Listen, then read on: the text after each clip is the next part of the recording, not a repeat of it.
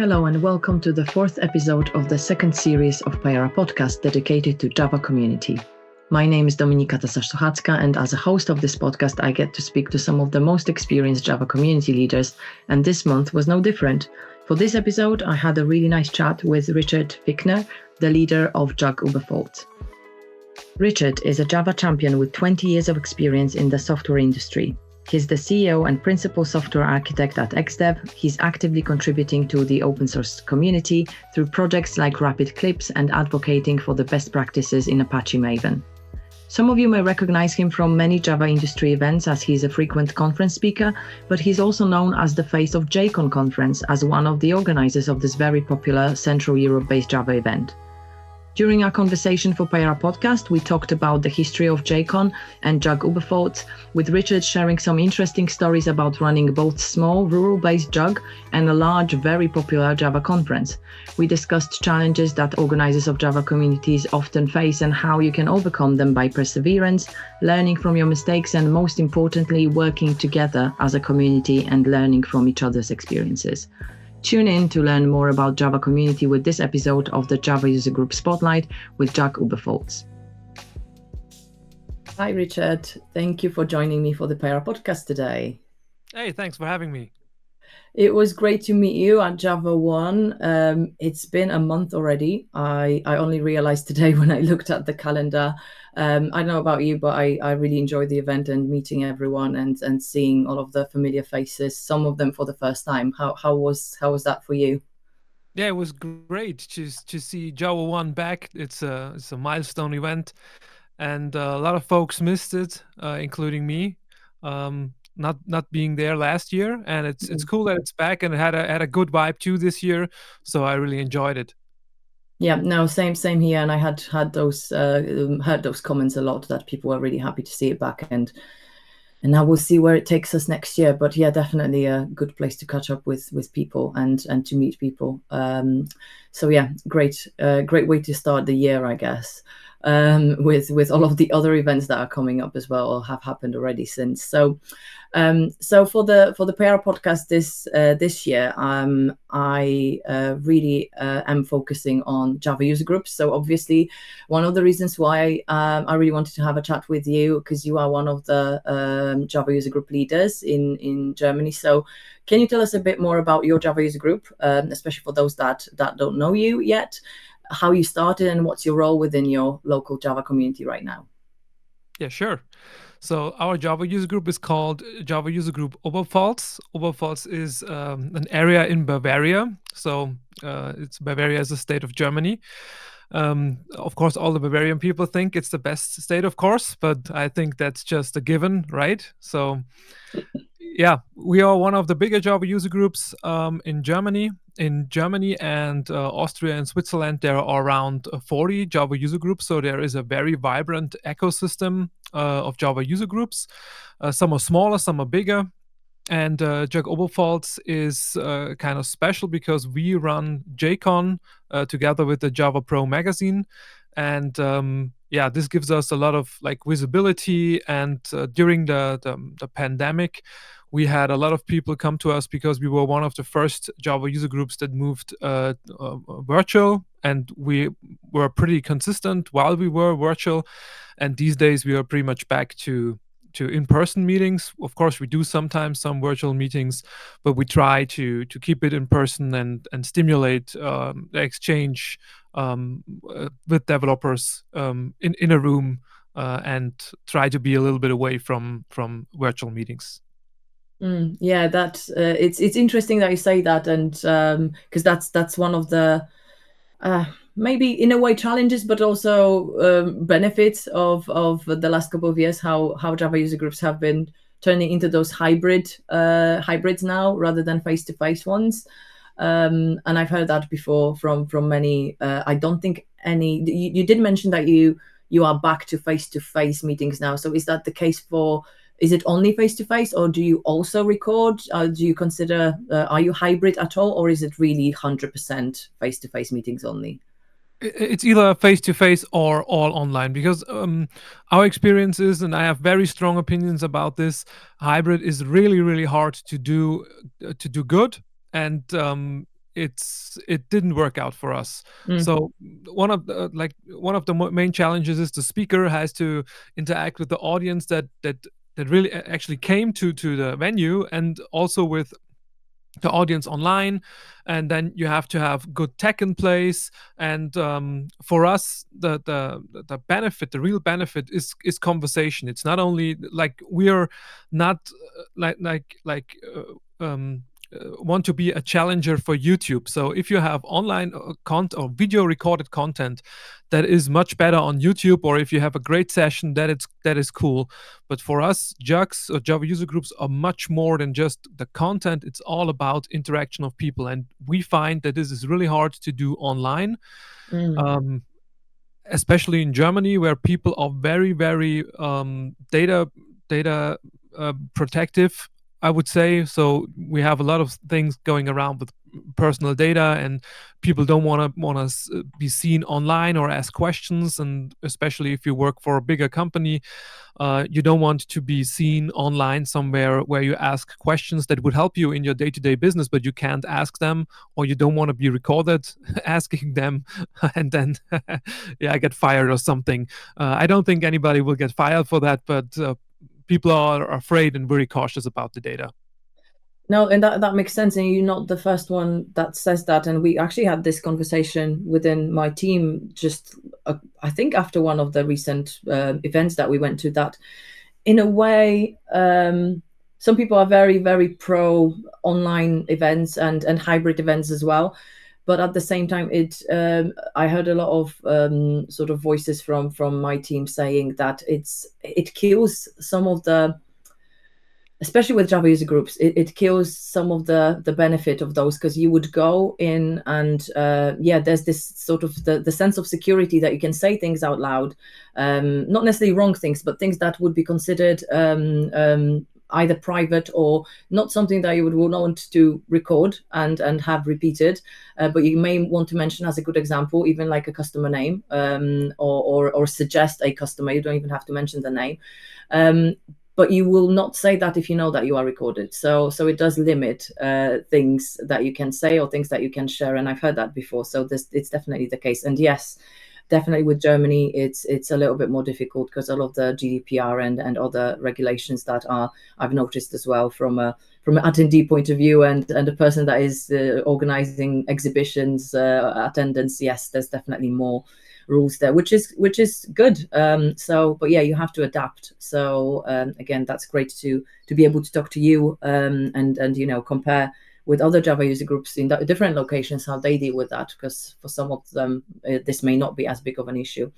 But going back to sort of your role within your Java user group, so how did it start for you? When did you get involved in your community? Really early on, we started doing conferences without a proper Java user group around 2010, 2011. And it was much fun, and the benefits from those events are very similar to having a regular JUG running. So this was awesome because we could exchange things, and it's not only about data protection or not naming any clients, but it's not looking stupid, because things change all the time. There's always like a framework you don't know, and obviously nobody knows everything, and it's always good to hear from people that actually work with it. And for these conferences that we did, it was great. Great being a speaker, great being an organizer, and I had fun with it. And really late in the game, in 2019, we finally started a proper JUG. And established meetings, and we've met since then pretty consistently every month, sometimes 2 months, because there's summer break in Germany and nobody does anything, so it doesn't make any sense to run a JUG there. And of course, we started getting into JCon, and this has been quite a ride for some time now. Yeah, I bet. And you did mention JCon, and I definitely wanted to ask about that. So how did it all start? Can you tell us a little bit more about JCon in general, the conference itself, and maybe a little bit of history and where we are when you are at with it now? Yeah, so the first JCon was 2017, and back then I was mainly running like technical stuff. So we did it in a cinema, and in back then it was in Düsseldorf, in Germany, and it was super hard because we didn't know about the cinema tech, and we did all the tech ourselves. So we didn't have a company helping us, and we brought all of the tech ourselves, because how it can it be? It's super hard, I can tell you. So Oh, it sounds tough. it was tough. And in this like projector rooms up in the cinema, it has like 30 degrees Celsius plus, because there is these really big projectors running. And you're stressed, and you have to walk a flights of stairs, because they are up high. And if there is a problem, you have to run there. And we had crazy problems with audio. And it was a problem when people would plug in Macintosh computers, Apple devices, and then and we didn't know why it would make such a crazy sound. And after 2 days of struggling with it, we found out that the receiver for the microphones were too close to an HDMI connection in this projector room, and there was some kind of frequency emitting from that HDMI connection. And we just had to put the receiver for the wireless microphones like a meter away from this thing, and it worked. So yeah, Well, you worked it out eventually. that's crazy stuff. So this were like the beginnings, running bigger events with like 100 speakers and a few hundred attendees. And we did this in Düsseldorf for JCon for 2017, 18, 19. And then for 2020, of course, there was the pandemic. Then we went online, which was a whole nother beast, because first off, nobody knew how to do it, because it was new. And then we were I think 3 years we had JCon Online, or JCon World, it was branded later on. This was amazing. There were around 2,600 people online from 80 plus countries, so it was very, very cool to have that. And we run it in like time zone friendly. So we started early in the morning in Germany. So like the people from the East Asia, they could join in the evening, and then we run it until 10 o'clock in Germany, German time. And this was basically morning for US West Coast until like almost noon there. So we tried to span as much of the globe as it was reasonable to do. And then after the pandemic, we had this great shirt at JCon that was Star Wars themed and said "The Return of the Javas." But of course, our Javas are written with a V and not a W. And the Javas returned, and we returned to Cologne. And before we returned to the in-person version, like the first time, it was not really clear how all this COVID stuff would end. And it was a hassle finding a new place, because JCon grew so much that we knew that we couldn't host it from the attendees that we had in 2019. We couldn't host it anymore in the place in Düsseldorf that we had. And so we tried to find something else. And it was really hard. We toured the whole of Germany to find a cinema that has like all of the things, and there's a lot of things that you want. You want a good connectivity. You want hotels. There's a lot of hotels that are just outside of nowhere, and there is no hotels. There is no bars. There is no fun.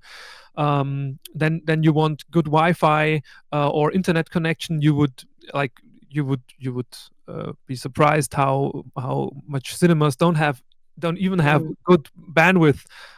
It's like, and they get their movies via internet, so it's like it's crazy. And then they told us to get the amount of people that you are going to have on site. And you really want that. And then they told us they get the movies with like hard disks. So I was like, okay, try to come to the future. But yeah, and then we ended up in Cologne. So yeah. And this is a really nice place because it's open. It has really much light, and it's not like the U.S. cinemas where there is these narrow ceilings. It's high ceilings. It's very spacious. We have the place for the exhibition, and we have the good rooms with the big projectors, so you can do live coding. This was always something we wanted to have. We wanted people to be able to show what they do, and not just slides. And we found if you have to zoom in too much, it's not what you do. Nobody codes on a like 12-inch notebook. Everybody has a screen, and yeah, we wanted people to do live coding, to do more core Java, more like useful things, not just like today it's called vibe coding with AI, but maybe not hype coding back in the day where you just do conference hypes. So yeah, that's a little bit about the history. Sounds like a lot of work. Yeah, it's a lot of fun too. So it has to balance out. Yes, of course. So what's the do you see the connection how being able to run the event and being able to be there with JCon for so many years and going through all of those experiences, getting where you are at right now for JCon 2025, is that helping with running your much smaller scale Java user group, and is that how is there a connection, and is it helpful in any way for your JUG, the fact that you are also so involved in JCon? Sure. Like the best thing is if you run a bigger show, the smaller show is always super easy because you are used to the bigger thing. So at first, running a JUG has different like problems or challenges. It's more about continuity, I would think, and have a offering that is always there, even though not everybody is showing up every time. And of course, in terms of getting good speakers, this is like the jackpot because we have these great speakers from all over the world at JCon, and of course, these connections help to get them to Bavaria, which is harder, I would say. For example, if you're the London Java user group, I would say it's fairly easy to get good speakers there. But this helped us a lot for being in a more rural and not like metropolitan area.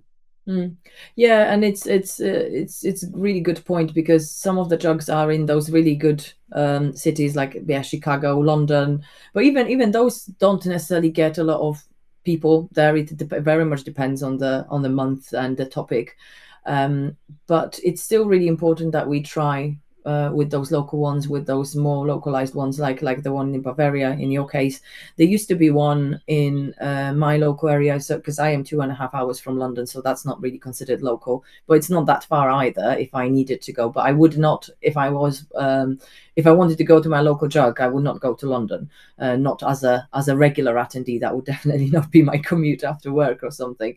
But we did have one in this area, but it's super tough. It's really difficult to well, first of all, get people interested, enough people for it to be worth running. And speakers is also another issue, because the speakers are driving really the attendance, speakers and the topics, I guess. Both of them go together. So, but is there anything, so other than having the speakers at JCon, which helps a lot, and obviously you can talk to them, get them interested in potentially coming to your local JUG, is there anything else that you find that works for your user group, again specifically for your local one, that helps you maintain interest and hopefully grow it as well, especially in the context of like people that are only just joining the industry, so not necessarily young developers, because they don't necessarily have to be graduates, but people just that are new to Java. Is there anything that you are doing that you find that is working to maintain and grow it? Sure, I would think of two things. The first thing is more general, is provide value. So I would say if you come to a JUG and you have value from it, it's very likely that you will return. If you don't have any value from it, I wouldn't return either. So we try to facilitate conversations, so we know how developers are. We try to more on the introvert side. We try to ease people into conversations so they know some folks that are there, and it gets easier, of course, if you know more people. So it's very basic, broad stuff. One very concrete thing that we did actually was an idea from Adam Bean. He's one of our local Java champions that attends our JUG. He's is very well known, and he always has very pragmatic and crazy ideas. And so we came up with, because we were ranting, and we came up with the thing that was called Java Haters Meetup. This speaks exactly to what you were mentioning. Maybe not to people that are new to the industry, as are very junior people, but more people that have been in the industry, maybe met Java and didn't like it and do something else now. And the fun thing about it was we had this meetup, Java Haters Meetup, and people were coming from different communities: Python, PHP, Ruby, C#, you name it, and they were hating. And it was hard listening to all this stuff, and we tried not to engage too much. We wanted first to understand and listen, and then a few weeks later we had a follow-up where we would address a lot of these concerns. And we found that a lot of these concerns were a wrong perception or a not complete perception of Java or how it is today. Most people had the perception from like 10 years ago, and there were definitely valid problems, but a lot of them are solved today. And then we try to show how we work in our day-to-day life with up-to-date Java tech frameworks and Java versions. And people were astonished and very pleased what they can do and what they can do with the newer Java versions. And this really helped us, of course, gain some traction and bring some people to the Java user group that would not have come before. No, that sounds great, and that's the first time I hear about it. It was risky. It was a risky thing, especially like you said. There was a lot of things said that were probably tricky to listen to, but at the same time, we need to have this conversation if we do want to educate about Java, and especially as you said, if someone did use it or tried it or learned about it, but that was 10 plus years ago, and never touched it since, then obviously they will have outdated information, and unless they weren't keeping up with it, obviously, if they didn't have to.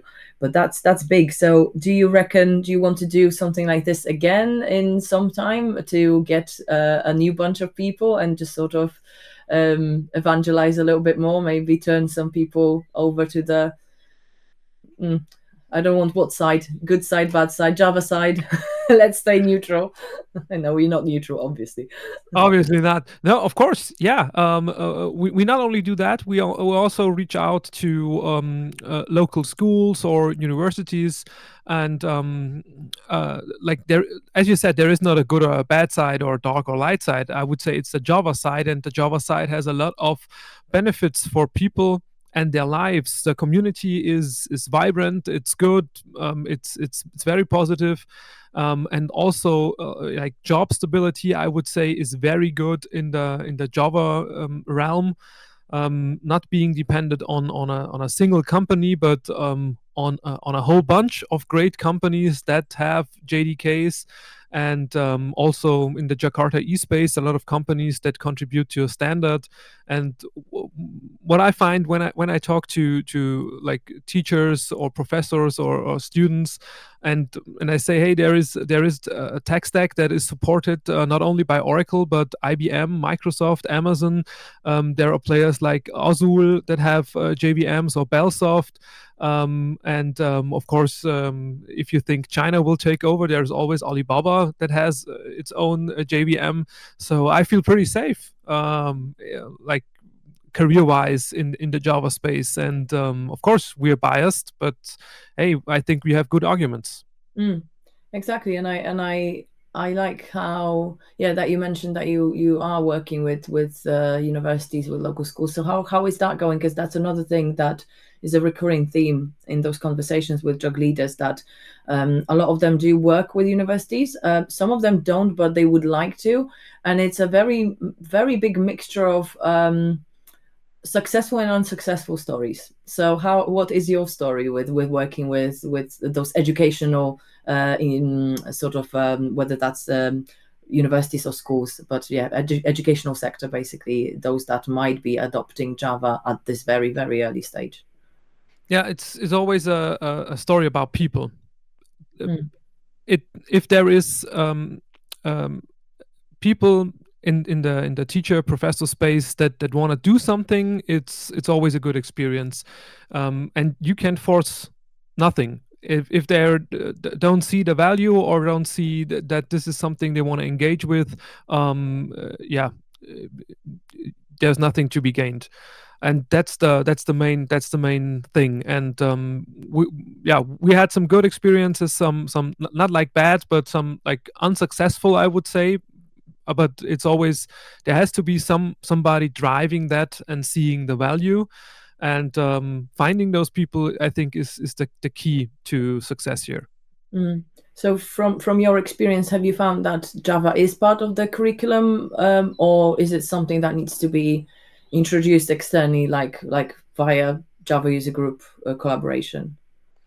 In the schools or colleges we talk to, Java is already there. This is why we have a touch point where we can start.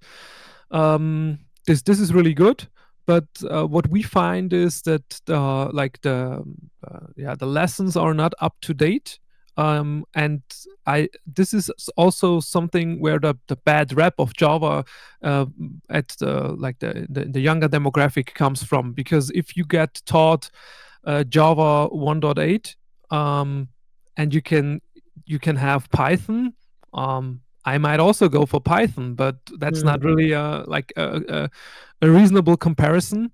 I would say use a newer Java version with a good framework, maybe Quarkus or Spring Boot or something, and experience the productivity that you have there and like the documentation ecosystem. I would say I would go for Java every time. Yeah, that's right. It's it needs to be a fair overview, fair comparison, and it's not really the case of what language is better in general. It's what language is better for your use case. What do you want to achieve? What do you want to do? Where do you want to work? And as you said, I think one of the biggest things that universities are looking at is obviously the employability of their students. They do have to track that, and I don't know how this works in Germany, but in many countries, the amount of funding they get for courses, it depends on how many of the undergraduates are employed. So they do want to invest in teaching the students something that will then bring them a long-term career. And as you said, Java is a safe investment in that sense. Absolutely.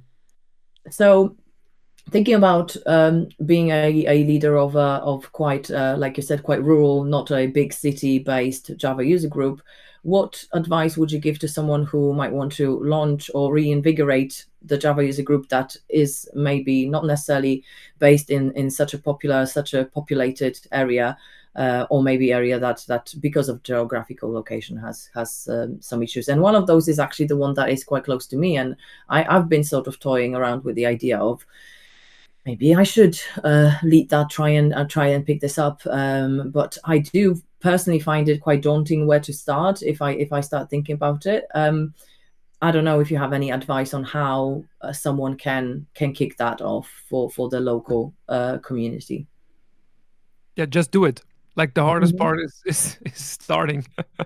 Just do it. Find a few people to meet.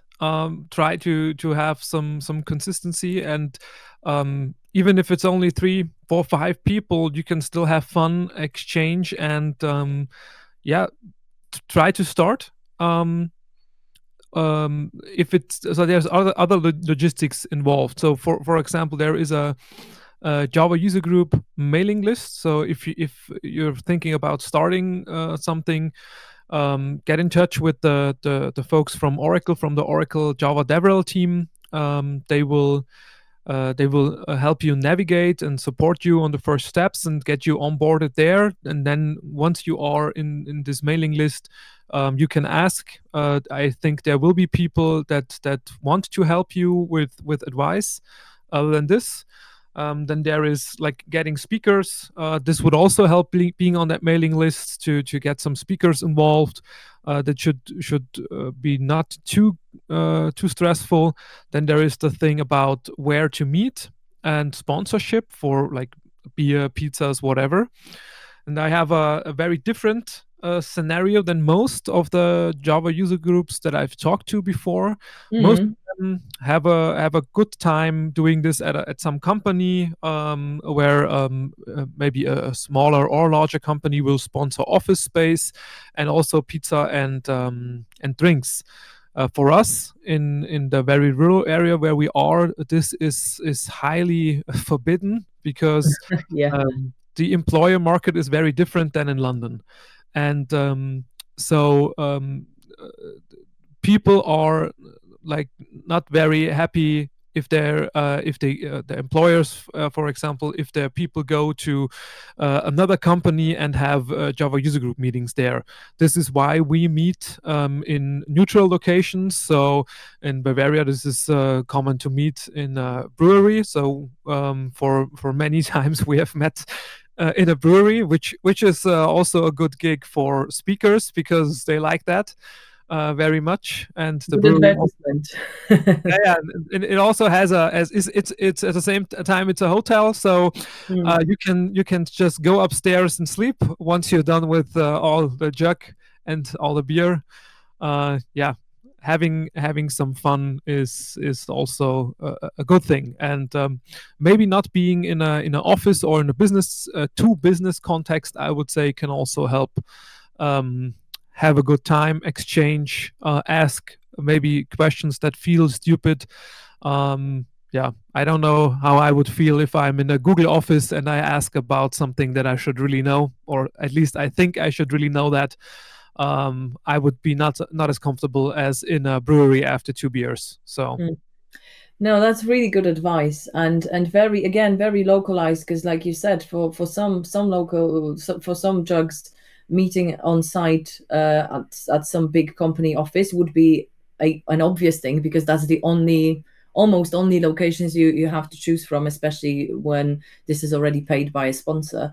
But if you're in a more remote, local, sort of rural, smaller town, city scenario, then yes, you may need to look for something else. And especially, it's interesting to hear about the neutrality side of it, where again, for some countries that would not be the case at all, but then for others that's a really important part, and you really have to think about it. So thanks for that. That's really good advice, and again, very different to some of the bigger jugs or bigger city based jugs. So so what's coming up for you in the next couple of weeks for you and your user group, your community? Is there anything you would like to share with the wider Java community that they might be interested in? Yeah, sure. I'm absolutely glad you asked. Of course, this is JCon in a month. We will be in Cologne with over 1,000 people. So we already have over 1,000 people sign up for JCon. We have over 100 speakers there from 60 plus countries. Let's see if we can top our 80 countries record. So it's very international. Everything is English. It's gonna be real fun. This is the highlight for us in the Java community year for us, of course, because this is the conference that we run. We try some new things. We have Bruno Souza from Brazil. At JCon, he will run the mentoring hub. This is something that he already did at FNexus very successfully. So it just chairs and tables, a few folks from the Java community sitting down, offering advice, some mentorship. So if you're thinking about the next steps in your career, or if there is some things that challenge you, come to JCon, sit down. So this is a free thing. If you have a ticket, just sit down. And of course, JCon is special because we give free tickets to the Java community. So if you are in a Java user group, you can just go to the website and get a free ticket for JCon, and this is the only conference in the world that does it that way. And we are really grateful for our sponsors. To name a few, Oracle and IBM have been very gracious, and of course all of the others, can't name everybody. It's a bunch that give us the opportunity to give away free tickets to the Java community. And so make the best of this chance. Come to JCon and learn something new, and learn and make some friends. Learn to know some new people, which is also one of the goals, of course, being there in person. Exactly. It's all about meeting the people as well as the technology. That sounds really good, and the fact that this is why I love chatting to people like you, Richard, because it's the community spirit, and the fact that with even with a conference where from what we've just said, how much work goes into it, it's still possible to sort of give back to the community and ensure that people can go, even if they can get a free ticket and they can go and take part in it, and again spread the love for Java and learn more and take it away with them and share it further. So good luck with JCon. I'm sure it will go well. I'm really gutted that I'm going to miss it this year, but I've heard so much enough. I've heard enough that I am sold for next year. You should stop speaking to me, or I should stop speaking to you, because you already always heard too much about this. No, I'm good. It's all good. It's all good things that I've heard. So I will be obviously looking out to see how it's going, and we will have our great engineer Gaurav Gupta, who will be speaking about AI in Jakarta as well. So that's one of his big talks this year. He's been sharing a lot on that. It's very, very good. Pretty much a demo. So pretty much all demo. So do check it out if you're there. Thank you very much, Richard. It was lovely to talk to you. Again, good luck with the conference. I don't think you need it, but still, I'm sure it's going to go really well. And thank you for doing everything that you're doing for the Java community. We really need people like you there, and hopefully the journey still carries on, and it will only get better and better, and we'll grow this community more and more. Awesome. Thank you, Dominika.